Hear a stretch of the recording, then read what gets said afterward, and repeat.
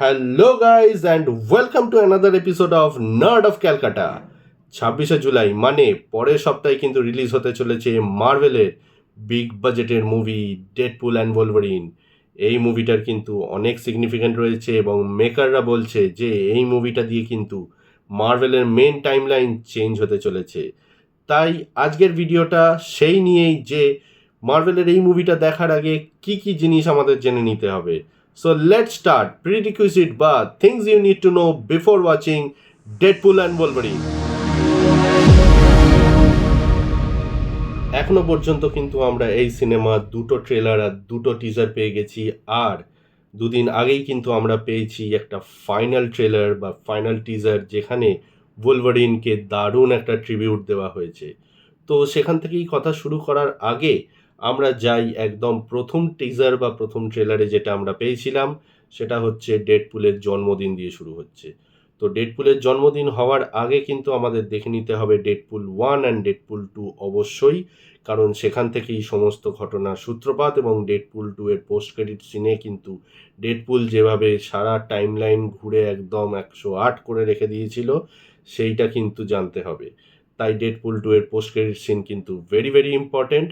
এরপর সময় এগিয়েছে, ডেডপুলের জন্মদিন হচ্ছে, সেখানে ডেডপুলের সমস্ত বন্ধুবান্ধবরা এসছে এবং সেখানেই হানা দিয়েছে টিভিএ। এই টিভিএ বা টাইম ভেরিয়েন্ট অথরিটি, সেটা কি করে হলো, কি হলো, বা এইটা আর কি মানে কোন দল, কেন, সেইটা জানার জন্য কিন্তু আমাদের অবশ্যই দেখতে হবে Loki series season 1 and season 2। সেখানে মানে লোকি আর কি যখন টাইম লাইন থেকে এদিক থেকে ওদিক গেছিলো আমরা সেটা জানতে পেরেছিলাম এন্ড গেমে। তো সেখান থেকেই কিন্তু টিভিএর সূত্রপাত এবং টিভিএর সম্বন্ধে আমরা জানতে পারি যে যারা মেন টাইমলাইন থেকে বেরিয়ে অন্য একটা জিনিস সৃষ্টি করে তাদেরকে ভেরিয়েন্ট বলা হয়, এবং তার থেকে যে নতুন টাইমলাইনটা তৈরি হয় সেইটা মুছে দেওয়ার জন্যই কিন্তু টিভিএ বা টাইম ভেরিয়েন্ট অথরিটি রয়েছে, যেটাকে মেনটেন করতো ক্যাং দ্য কনকারার বা হি হু রিমেন্স। তো এখান থেকে একটা ব্যাপার শুরু হয়ে যায় যে তারা আসে, ডেডপুলকে বলে যে তুমি কিন্তু টাইম লাইন একদম গন্ডগোল করে রেখে দিয়েছো, তোমাকে কিন্তু আমার সঙ্গে আসতে হবে। তো ডেডপুল জিজ্ঞেস করে কোথায় বা কেন, তো তাকে জোর করে ধরে নিয়ে যাওয়া হয় টিভিএ অফিসে। তো এইটা হওয়ার পরে মানে যখন ডেডপুলকে নিয়ে যাওয়া হলো টিভিএর অফিসে, তখন সেখানে কিন্তু আমরা দেখতে পেয়েছি প্যারাডক্সকে, মোবিয়াসকে নয়। তো আমার এখানে একটা প্রশ্ন আছে বা এখানে মনে হচ্ছে, তো এই ঘটনাটা কি লোকির টিভিএতে যাওয়ার আগের ঘটনা না পরের ঘটনা, সেই বিষয়ে আমি কনফিউজ। প্লিজ তোমরা জেনে থাকলে আমাকে কমেন্ট বক্সের নিচে লেখো।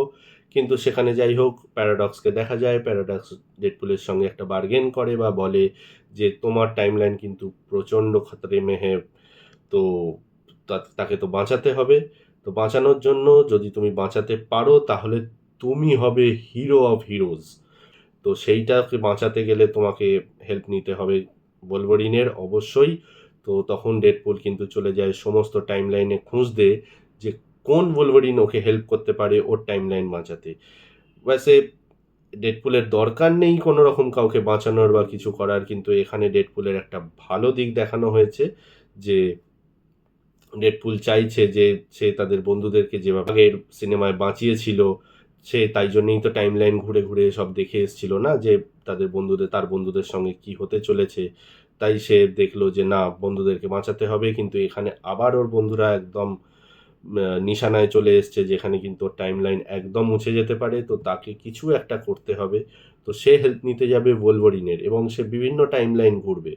এখানে কিন্তু একটা ইম্পর্টেন্ট ব্যাপার হচ্ছে যে লোগান সিনেমাটা, হ্যাঁ ওলভারিনের লাস্ট সিনেমা লোগান, যেখানে আমরা দেখেছিলাম যে লোগান বা ওলভারিন মারা গেছে, সেখানে কিন্তু পোস্ট ক্রেডিট সিনে একটা সিন ছিল যেখানে ওলভারিন তার গ্রেভের সামনে আসছে এক হাতে একটা ইঞ্জেকশন বা সিরাম নিয়ে, যেটা দিয়ে হয়তো ওলভারিনকে রিজারেক্ট করা যাবে বা কোনোভাবে বাঁচানো যাবে।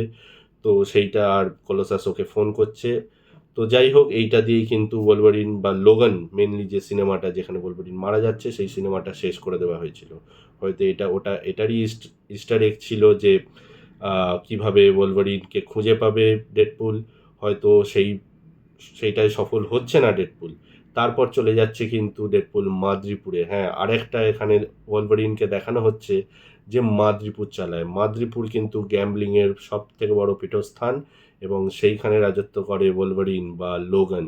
এখানে তার একটা সিন দেখানো হচ্ছে যেখানে সে হোয়াইট স্যুট পরে, বেসিক্যালি এটাই মাদ্রিপুরের ওলভারিন, সে হোয়াইট স্যুট পরে বসে রয়েছে। তার প্যাচটা যদিও দেখা যায়নি, কিন্তু তার একটা আই প্যাচ রয়েছে, কিন্তু সেও হয়তো হেল্প করবে না। তারপর সে চলে যাচ্ছে আর একটা ওলভারিনের কাছে বা লোগানের কাছে, অন্য একটা টাইম লাইনের লোগানের কাছে হেল্প নিতে, এবং সেই লোগান কিন্তু তার টাইম লাইনের সব কিছু হারিয়ে ফেলেছে।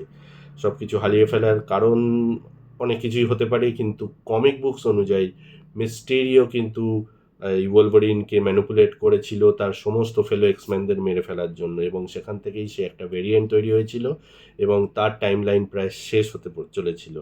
তো এইটা হয়তো এই গল্পটাকেই অ্যাডপ্ট করবে কিনা মার্ভেল আমি জানি না, কিন্তু এখানেও সেরকম একটা কিছু ঘটনা দেখানো হয়েছে এবং ওলভারিন এখানে পুরো একা এবং সব সময় নেশা করে, সব সময় বারে বসে, সেই ফেমাস বার সিন এখানে আমরা দেখতে পাবো। এবং ডেডপুল এসে ওলভারিনকে বলবে যে প্লিজ তুমি আমাকে হেল্প করো আমার টাইম লাইন বাঁচাতে।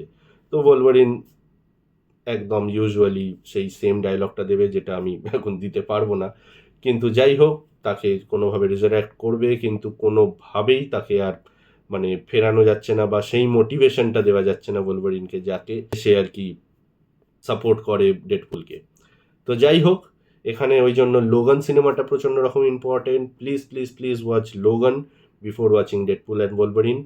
তারপরে কিন্তু জিনিসটা শিফট করে যাচ্ছে যে ভয়েড দেখানো হচ্ছে। ভয়েড জিনিসটাও কিন্তু সেম ব্যাপার, আপনাদের দেখতে হবে Loki to understand the concept of void.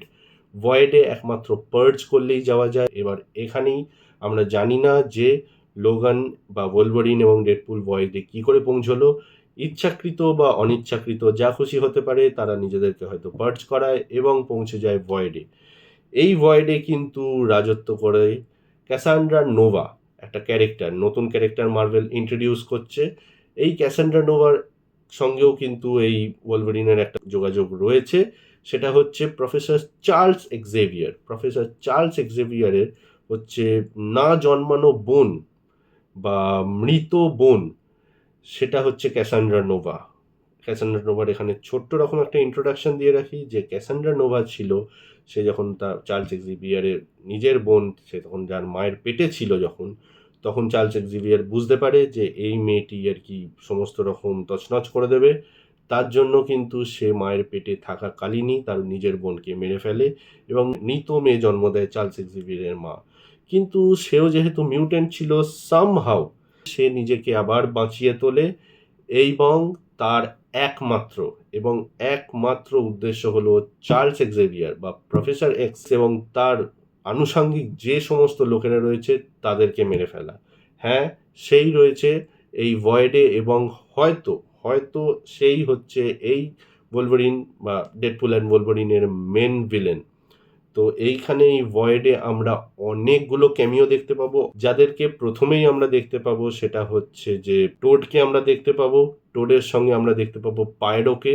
এই টোড এবং পায়রো এই দুজনেই কিন্তু এক্সম্যানের একটা অংশ, এবং এরা কারা এটা জানতে গেলেও কিন্তু তোমাকে দেখতে হবে এক্সম্যান, যেটা রিলিজ হয়েছিল 24 বছর আগে, মানে হ্যাঁ ঠিক 2000 সালে রিলিজ করেছিল এক্সম্যান সিনেমাটা, এবং এটাই এখন মার্ভেলের সব থেকে পুরনো সিনেমা হিসেবে ধরা হয়েছে। এবং সব থেকে ইম্পর্ট্যান্ট একটা ক্যারেক্টারকে আমরা দেখতে পেয়েছি, সেটা হচ্ছে সেবার টুথ। উফ, ভেবেই কিরকম লাগছে। কিন্তু যাই হোক, ডেডপুল যত খুশি আসুক না কেন, ওলভারিন কিন্তু একজনই।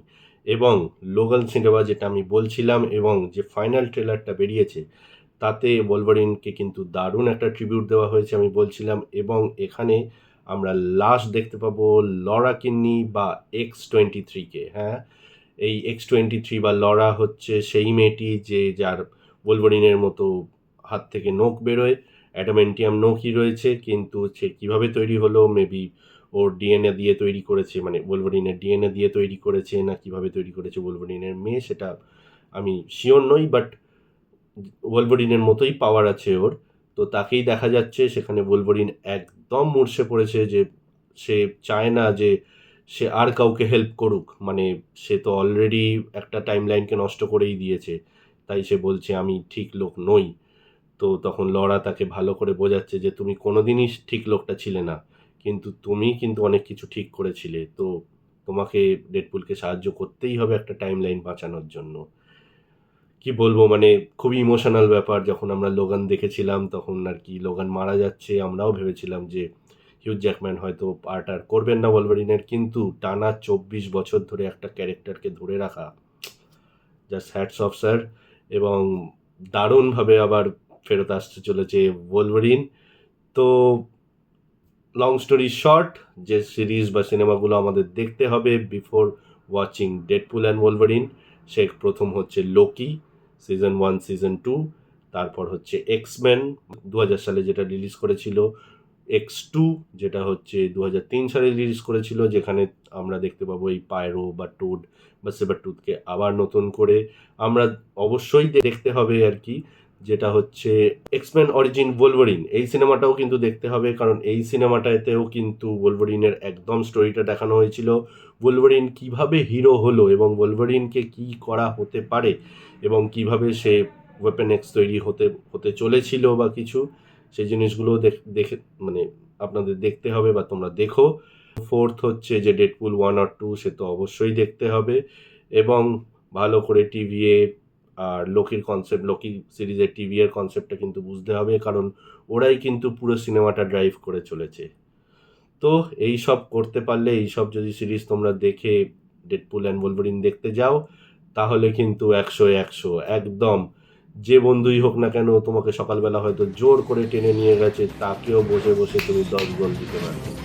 Well, that being shed, I am wrapping up this video. কমেন্টে প্লিজ জানিও আর নতুন কি ভিডিও তোমরা দেখতে চাও। ততক্ষণের জন্য বাই।